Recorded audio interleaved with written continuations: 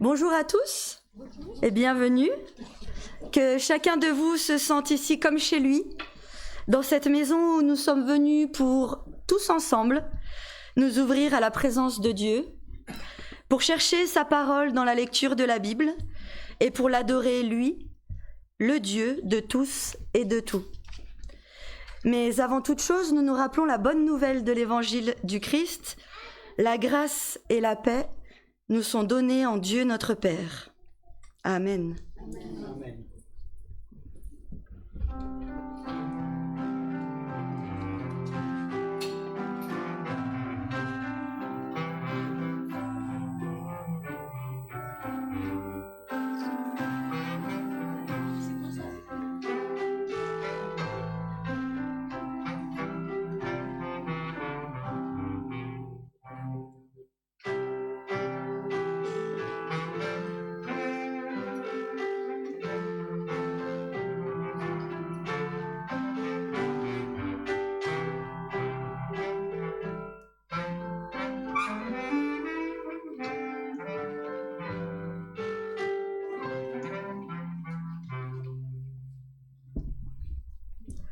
Bienvenue donc à chacun et à chacune d'entre vous dans votre maison pour ce temps de culte.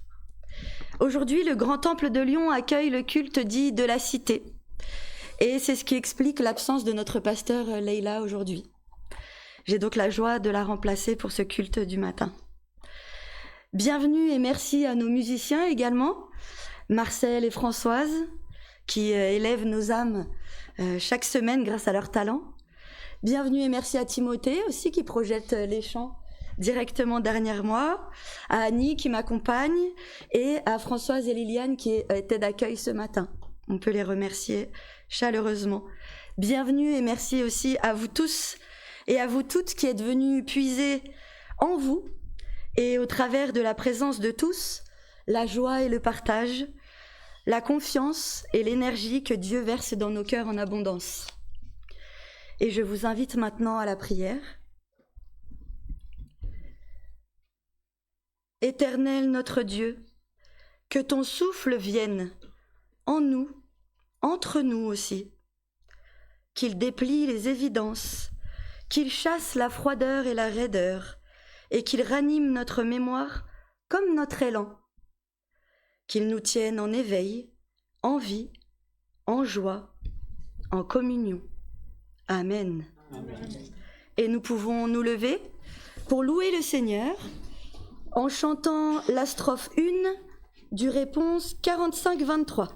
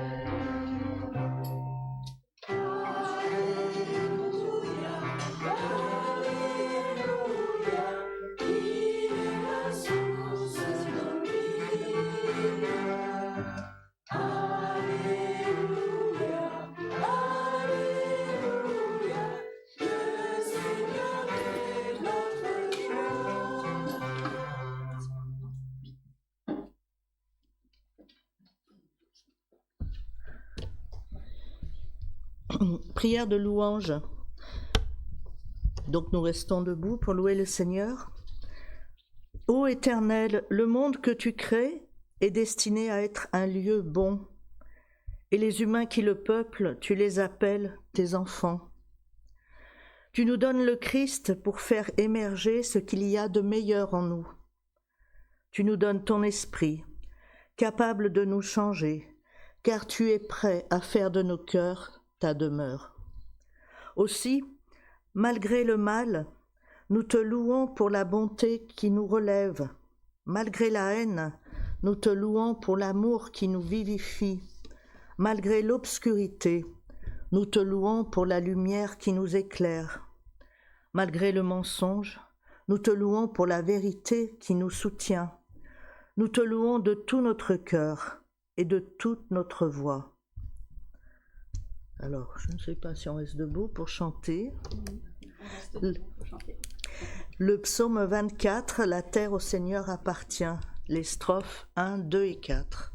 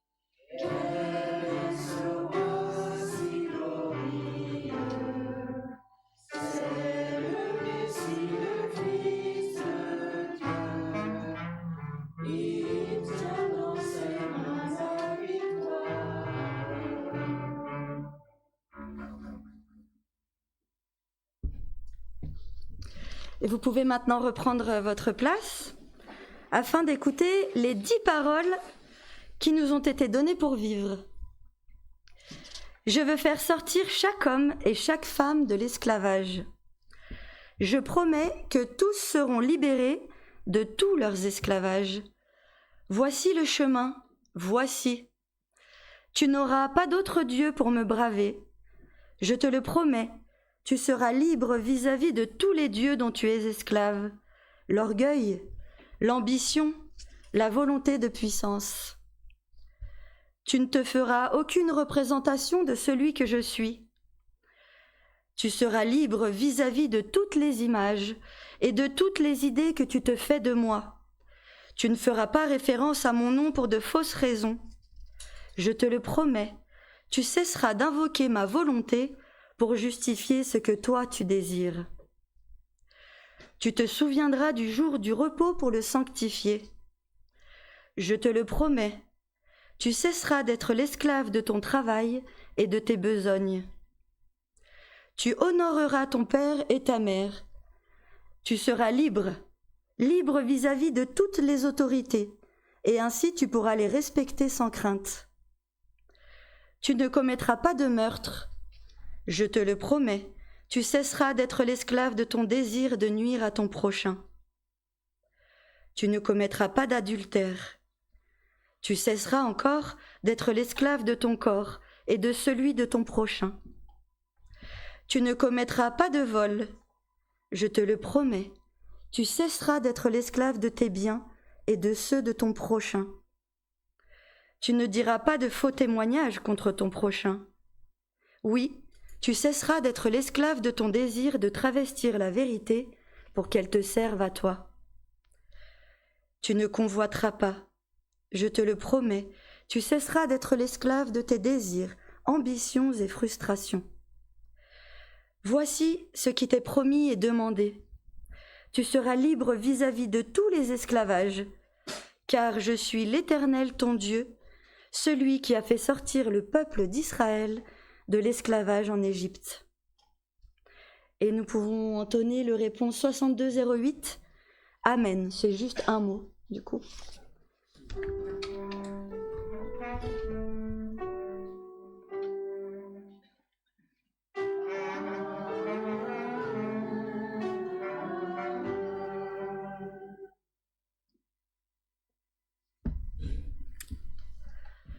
devant nos difficultés à rompre ces menottes qui nous maintiennent sous le joug de l'esclavage, je voudrais que nous nous tournions vers Dieu pour lui demander son pardon et son aide.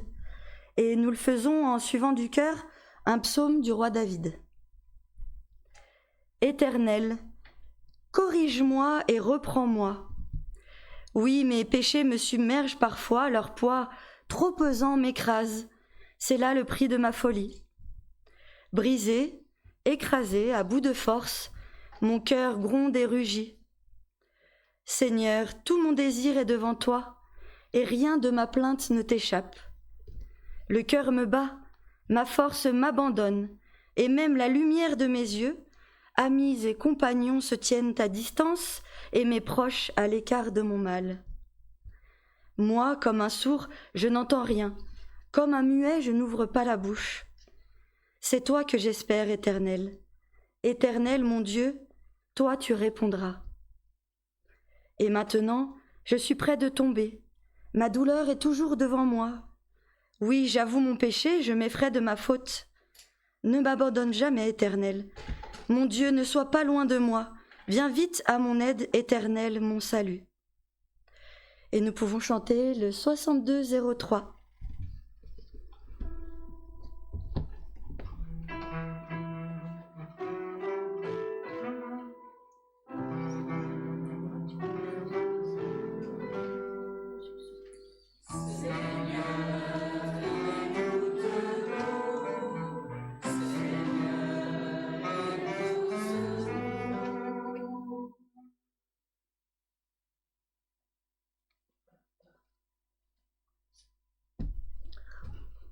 Nous nous levons pour écouter l'annonce du pardon.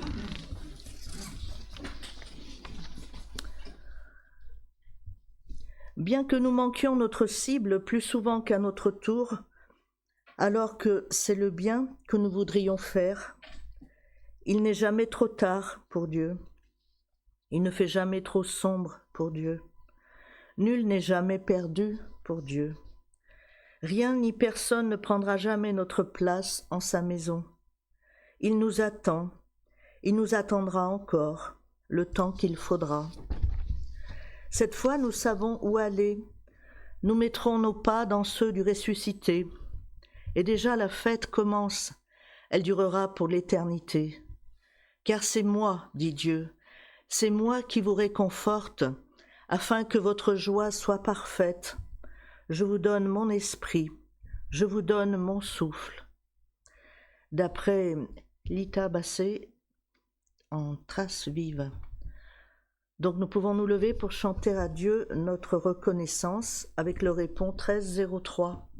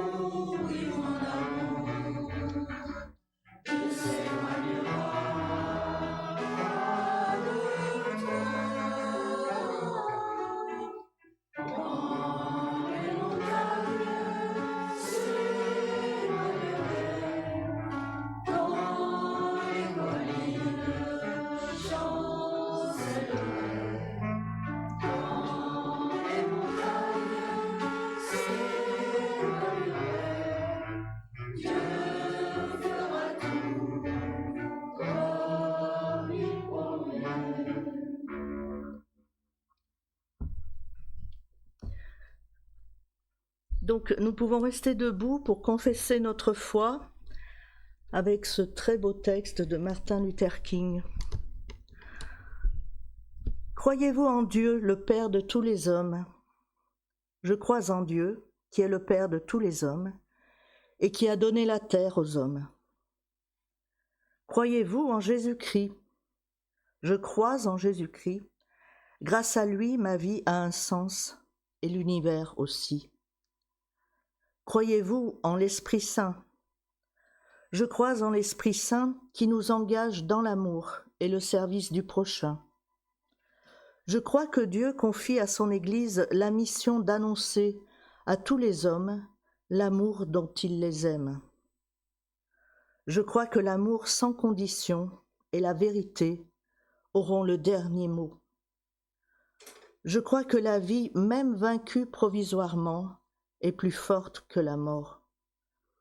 Je crois fermement que même au milieu des obus qui éclatent et des canons qui tonnent, il reste l'espoir du matin radieux. J'ose croire qu'un jour, tous les habitants de la terre pourront recevoir 3 repas par jour, pour la vie de leur corps, l'éducation et la culture, pour la santé de leur esprit, l'égalité et la liberté, pour la vie de leur cœur. Je veux croire aux droits de l'homme, à la main ouverte, à la puissance des non-violents. Je crois qu'un jour toute l'humanité reconnaîtra en Dieu la source de son amour. J'ose croire au rêve de Dieu même, un ciel nouveau, une terre nouvelle. Amen. Amen.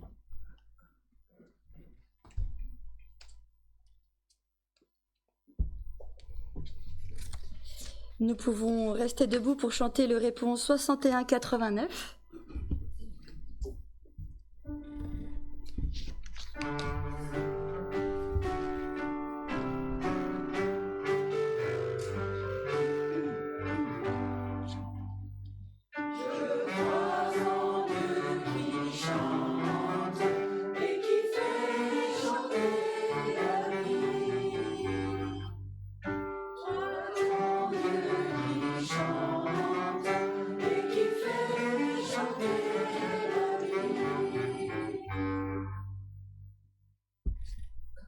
Vous pouvez vous asseoir.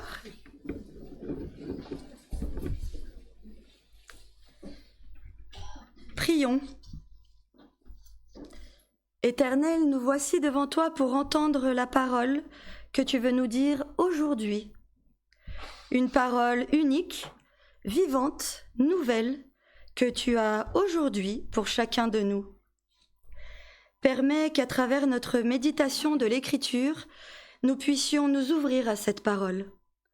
Viens toi-même nous donner ton esprit, afin que nous puissions recevoir ainsi la nourriture spirituelle dont nous avons besoin pour avancer sur notre route, avec toi, mais aussi avec nos frères et sœurs.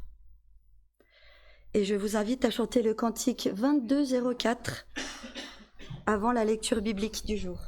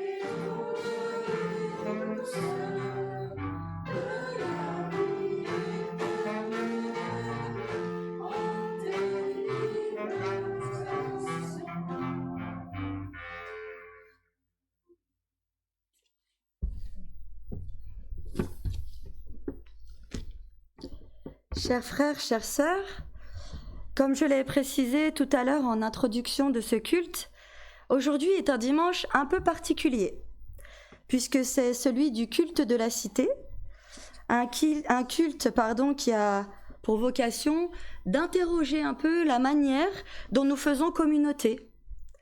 Nous qui partageons un même destin, celui de notre lieu de vie, alors même que la plupart du temps nous sommes très différents les uns des autres.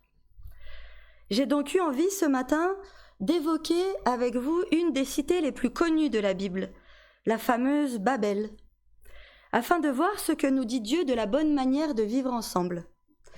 Et je pense que vous pourriez avoir quelques surprises. Mais lisons d'abord le texte, au chapitre 11 de la Genèse. Alors j'ai essayé de coller le plus au texte original. Voici donc ce qu'il dit. Toute la terre avait une seule bouche et les mêmes paroles. Après avoir quitté l'Est, ils trouvèrent une plaine dans le pays de Shinéar où ils s'installèrent. Et les hommes disaient à leurs prochains, « Allons, briquetons des briques que nous brûlerons dans un lieu brûlant. » Et la brique leur servit de pierre, et le goudron de mortier. Ils dirent encore, « Allons, construisons-nous une ville et une tour dont la tête sera dans les cieux. Et alors, nous pourrons nous faire un nom, afin de ne pas être dispersés sur toute la surface de la terre. » L'Éternel descendit alors pour voir la ville et la tour que construisaient les fils d'Adam. Et il dit, « Les voici qui forment un seul peuple, et voici qu'ils ont tous une même bouche. Et voilà ce qu'ils ont commencé à faire. Maintenant, il ne leur sera pas impossible de faire tout ce qu'ils projettent. Allons, descendons, et là, brouillons leur bouche, afin que les hommes n'entendent pas la bouche de leur prochain. » Yahvé les dispersa alors, loin de là, sur toute la surface de la terre. Alors, ils arrêtèrent de construire la ville. C'est pourquoi on l'appela Babel, parce que c'est là que l'Éternel brouilla le langage de toute la terre, et c'est de là qu'il les dispersa sur toute la surface de la terre. Alors, des surprises, j'en ai eu moi aussi en retravaillant ce texte, qui est un épisode extrêmement connu de la Bible, tellement connu finalement que nous pensons peut-être en avoir fait le tour, ou en tout cas, nous pensons certainement avoir parfaitement saisi le message que les rédacteurs de la Bible voulaient nous faire passer. Pourtant, la parole de Dieu est telle un marteau brisant le rocher, nous dit Jérémie au chapitre 23, tel un marteau brisant le rocher en plusieurs étincelles. Et chacune de ces étincelles porte en elle une partie du rocher originel. Ainsi, pour les commentateurs juifs reconnus comme Rachi par exemple, ou le Rambam, il existerait 70 façons différentes de comprendre les textes. Ça laisse la voie à l'interprétation. Alors, c'est vrai que cela peut questionner le lecteur débutant de la Bible, qui lui est avide de réponses à toutes ces questions, et qui finalement se retrouve avec encore plus de questions qu'il n'en avait au départ et bien peu de réponses. Mais finalement, je pense que c'est vraiment là que réside la richesse des textes, une richesse extraordinaire.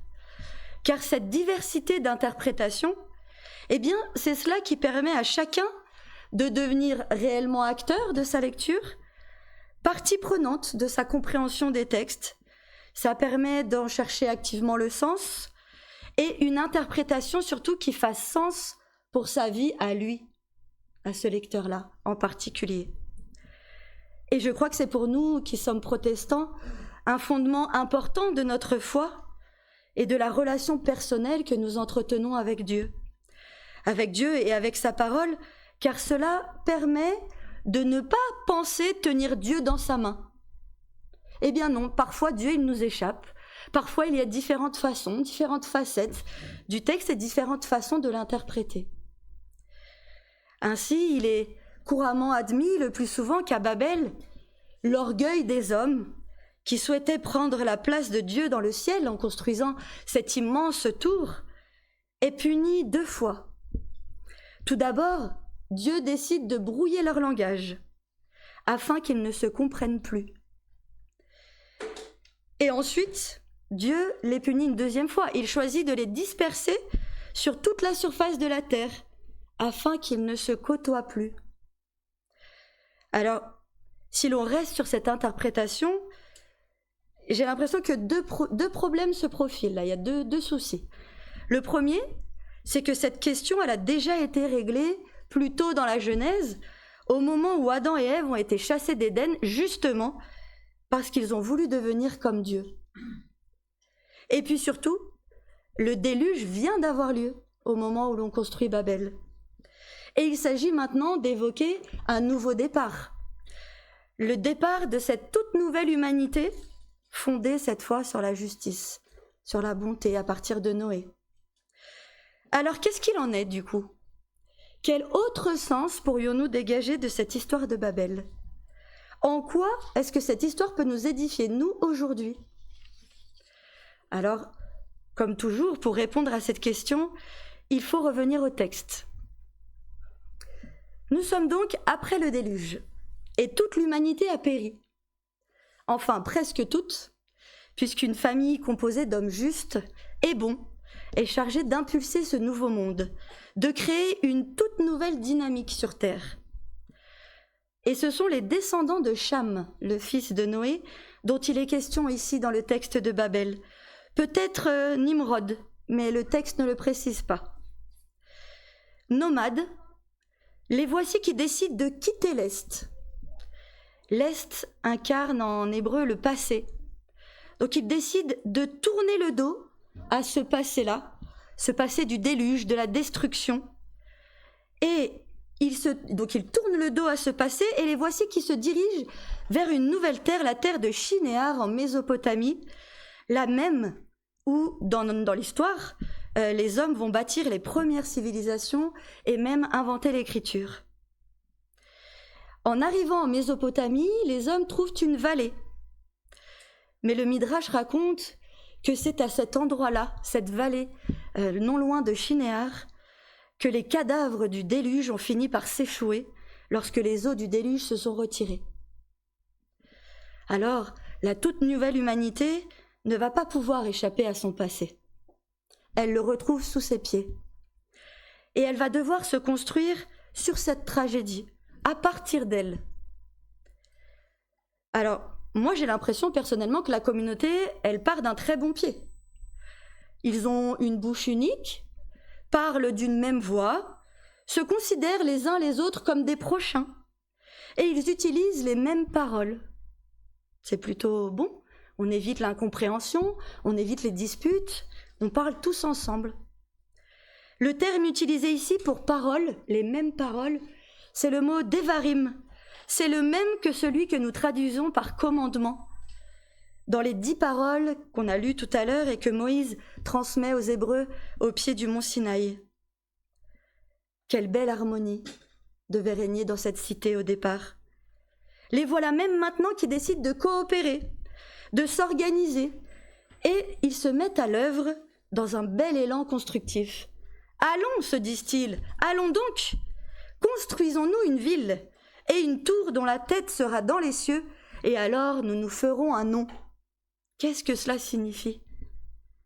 Cela signifie qu'au moment où les rédacteurs de la Bible écrivent cet épisode de Babel, les Juifs vivent un exil forcé depuis de nombreuses années à Babylone. Babylone que l'on appelle Babili en akkadien. À cette époque-là, c'est le roi Nabuchodonosor, le roi de Babylone, qui venait de remporter une victoire écrasante sur l'Égypte et qui donc, dans la foulée, a décidé d'envahir et de soumettre la Judée, dont l'élite sera justement déportée à Babylone.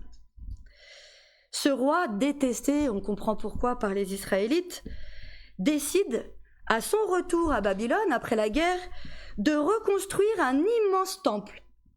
Il existait déjà avant lui, mais il était un petit peu tombé en ruine. Et voilà que Nabuchodonosor décide de reconstruire ce temple. Ce temple, c'est une ziggourate sont comme des pyramides, mais à base carrée, comme ça, c'est une immense tour. Et cette tour qui était tombée en ruine mesurait 90 mètres de côté. Donc c'était pas une toute petite tour, hein, c'était une immense tour. Et ce temple de Babylone s'appelait Etenemanki, ce qui signifie la maison fondement du ciel et de la terre.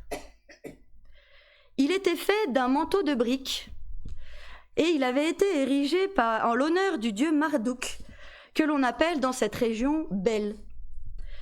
Cette tour de briques comportait 7 étages, un chiffre qui évoque la perfection, la puissance. Et il se trouve qu'on retrouve cet ouvrage dans un livre dont on a retrouvé la trace qui s'appelle l'épopée de la création babylonienne. Alors on a retrouvé 7 tablettes qui racontent un peu cette histoire, cette épopée. Et dans cette histoire, cette tour carrée, immense, eh bien elle représente le centre du monde, le lieu même, le lieu précis où Marduk a créé le ciel et la terre après avoir vaincu Tiamat, la déesse du chaos. Alors, on comprend bien que l'évocation de cette cité de Babylie dans la Bible soit ambivalente pour les rédacteurs juifs.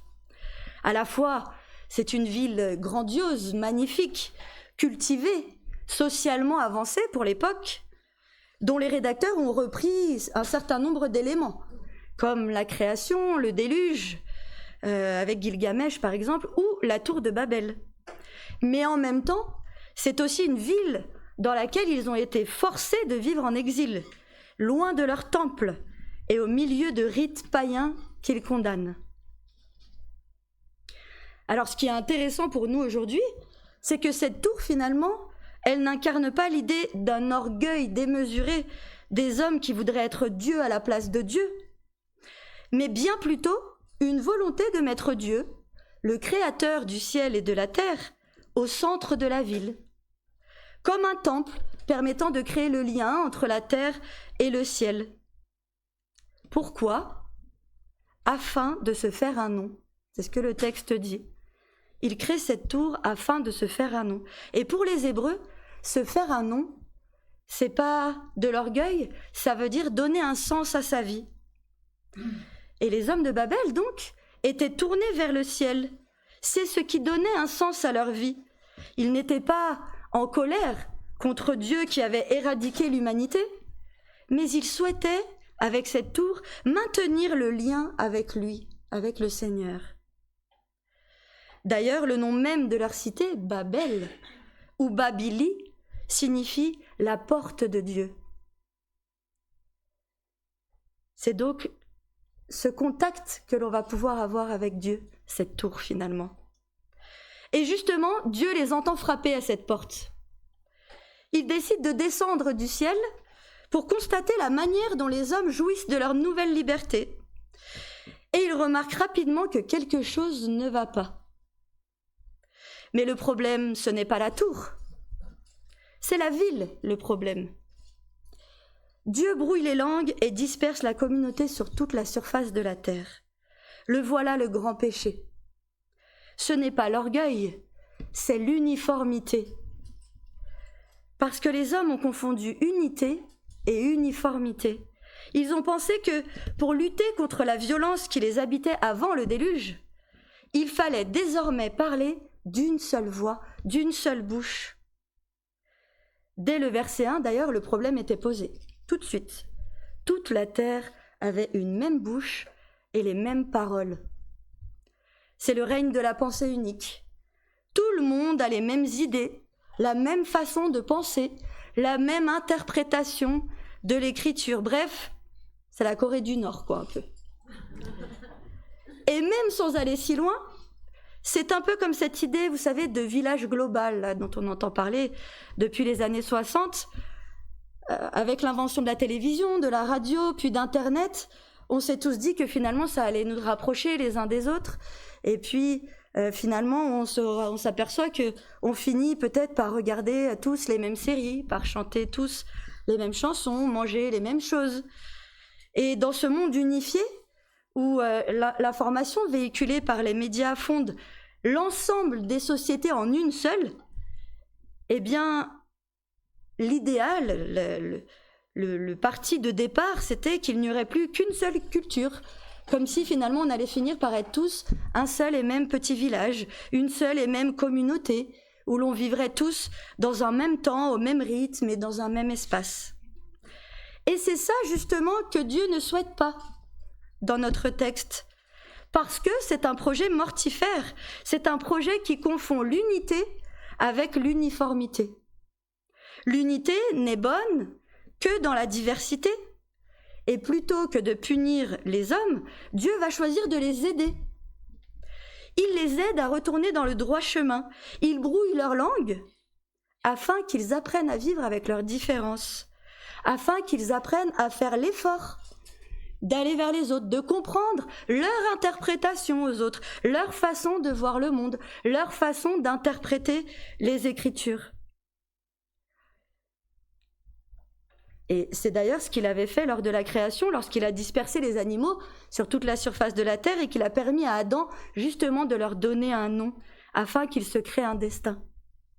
Et il n'en va pas autrement de l'homme qui ne peut avancer qu'en se confrontant à d'autres qui pensent différemment. En hébreu, le mot qui a servi de base à Babel, qui veut dire brouiller, eh bien, il veut aussi signifier mélanger. Mais ce mot de mélanger, on le retrouve aussi lorsqu'on met du levain dans la pâte pour qu'elle gonfle. C'est le même mot qui est utilisé. Et c'est exactement cela. Dieu nous permet de ne pas nous figer dans une pensée unique, que l'on prendrait alors pour la vérité, la seule et unique vérité. Il nous permet de nous confronter à d'autres façons de voir les choses, à d'autres paroles, à d'autres interprétations. Et c'est ça qui nous met en chemin. C'est ça qui fait lever notre patte originelle. Mais il y a un autre problème, un deuxième. C'est la ville, comme on l'a dit tout à l'heure, ou plutôt les moyens mis en œuvre pour la fonder, c'est-à-dire la technique. Car si Dieu brouille les langues et disperse les habitants sur toute la terre, c'est aussi pour qu'ils ne puissent pas continuer à faire tout ce qu'ils projettent de faire. Et en effet, nous le voyons dans le début du texte à nouveau, les hommes décident de construire une ville. Alors on se dit, c'est très positif. Une ville, c'est une véritable communauté qui va naître à cet endroit et qui va abriter des hommes qui se considèrent comme des prochains. Donc on n'a rien à redire à cela, c'est parfait. Mais néanmoins, pour bâtir les maisons, les habitants de Babel vont remplacer la pierre par de la brique. Ils remplacent le mortier par du goudron. On dit « briquetons des briques ». On insiste, briquetons des briques. C'est-à-dire que les hommes vont remplacer des matériaux naturels, qui existaient déjà, par des matériaux artificiels, créés par eux, fabriqués par eux. C'est le passage à la technique, synonyme de progrès et d'amélioration des conditions de vie, à condition qu'elle reste un moyen et non une fin en soi. Et c'est d'ailleurs sur ce sujet qu'a travaillé Jacques Ellul, un grand théologien protestant, de la non-puissance. Il disait qu'en soi, la technique n'est ni bonne ni mauvaise, mais que ça doit être un ensemble de moyens gouvernés par la recherche de l'efficacité. Point. C'est tout. Un moyen au service de la liberté humaine. Mais à Babel, si on est esclave de l'uniformité, eh bien, on court également le risque de devenir esclave de la technique. Dieu voit en descendant du ciel qu'ils font les choses simplement parce qu'ils peuvent le faire, non pas parce qu'ils en ont besoin, non pas parce que cela apporte un bienfait supérieur à la communauté, simplement parce qu'ils ont envie de le faire, parce qu'ils peuvent le faire. Et c'est ça qu'on appelle la loi de Gabor, c'est-à-dire qu'on va construire une tour qui monte jusqu'au ciel parce qu'on est capable de le faire, alors même que ça ne présente aucun intérêt. Un temple d'une hauteur raisonnable aurait suffi, aurait fait l'affaire. Alors Dieu ne souhaite pas les empêcher de faire ni d'utiliser la technique, mais il veut les mettre en garde contre la volonté de tout vouloir faire. Juste parce qu'ils en seraient capables, en dépit du bon sens, jusqu'à en devenir idolâtres de la technique. C'est comme par exemple quand on est dans notre voiture. Vous voyez, quand la vitesse est écrit, on peut aller jusqu'à 180 km/h. Est-ce que ça veut dire qu'on doit le faire? On est capable de le faire, on pourrait le faire. Est-ce qu'on doit le faire? Non. Alors, idolâtres de la technique qui permet de nous faire plus grands que nous sommes, ou volonté des hommes de conquérir tout l'espace disponible, de se prendre pour Dieu dans un monde nouveau, conçu selon leurs propres règles, avec leurs propres forces, à chaque fois la situation est la même. Les habitants de Babel risquent de se retrouver dans une situation d'aliénation qui les emprisonne, qui les rend esclaves finalement. Et Dieu les délivre. Dieu les envoie, les disperse, afin qu'ils se mettent en chemin.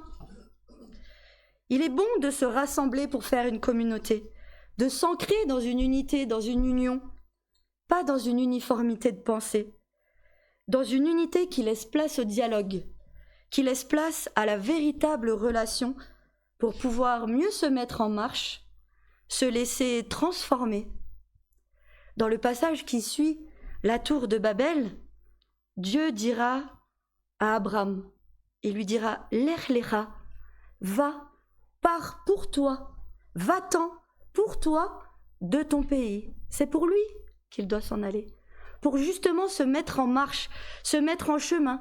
Il va falloir, après s'être ancré dans une communauté, eh bien il va falloir qu'il quitte son lieu de naissance, son pays et la maison de son père, pour se mettre en chemin, pour aller à la rencontre des autres façons de penser, des autres interprétations. Seigneur, tu étends nos ailes pour toucher les cieux, protégés par ta main. Ta grâce nous appelle à lever les yeux, mais aussi à suivre ton chemin. Amen. Amen. Et nous pouvons chanter le cantique, justement, mon ancre et ma voile. Nous pourrons peut-être nous lever pour chanter.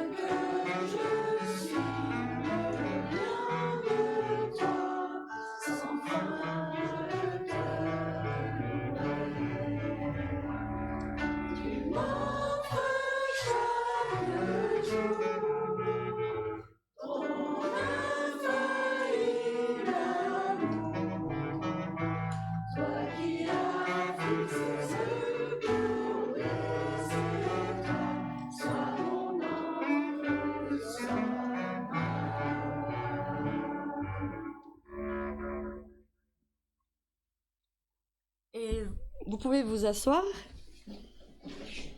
C'est le temps des échanges, des annonces. C'est donc le temps de l'offrande joyeuse.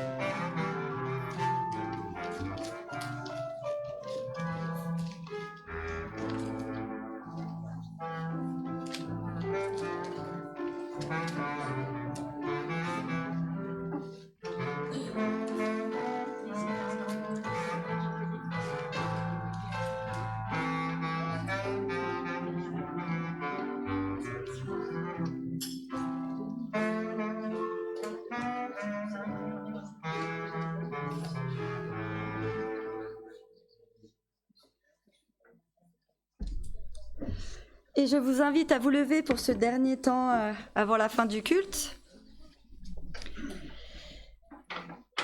et à vous unir dans la prière. Abba, Père, réalise le sens du nom qui est le tien. À toi de nous conduire, à toi de nous protéger, de nous conserver, à toi de nous sanctifier, à toi de nous consoler.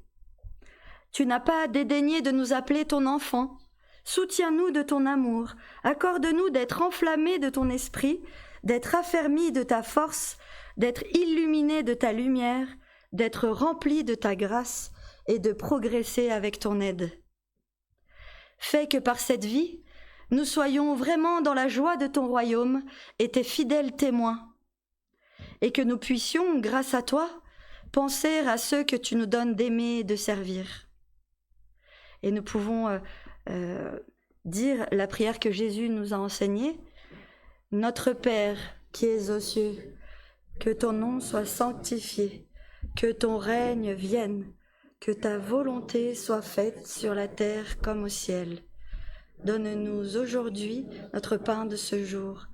Pardonne-nous nos offenses, comme nous pardonnons aussi à ceux qui nous ont offensés.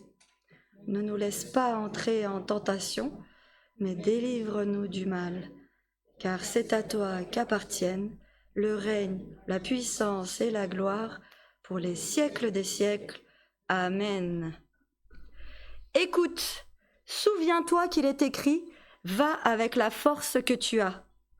Tu n'as que la force que tu as, mais va quand même.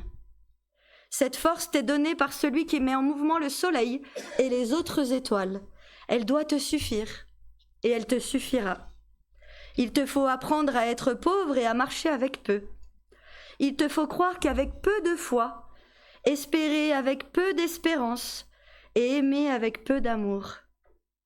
Prépare ta journée de demain comme si c'était la dernière que tu aies à vivre sous ce soleil. Alors, elle sera peut-être la première d'une vie nouvelle. Pose ta pierre, Dieu construira la maison. Sème ta graine, Dieu la fera pousser. Pense le blessé, Dieu le guérira. Et que la grâce du Seigneur Jésus soit avec vous tous. Amen. Amen. Et pour terminer, nous chantons le réponse 62-79.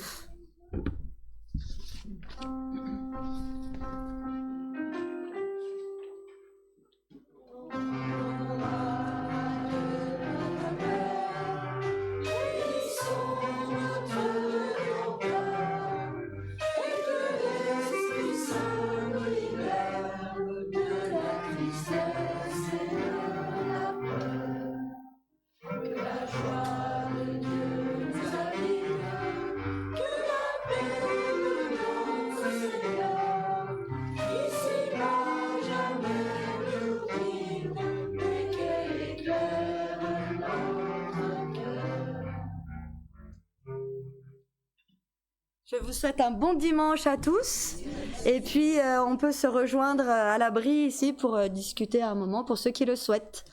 Voilà, bon dimanche.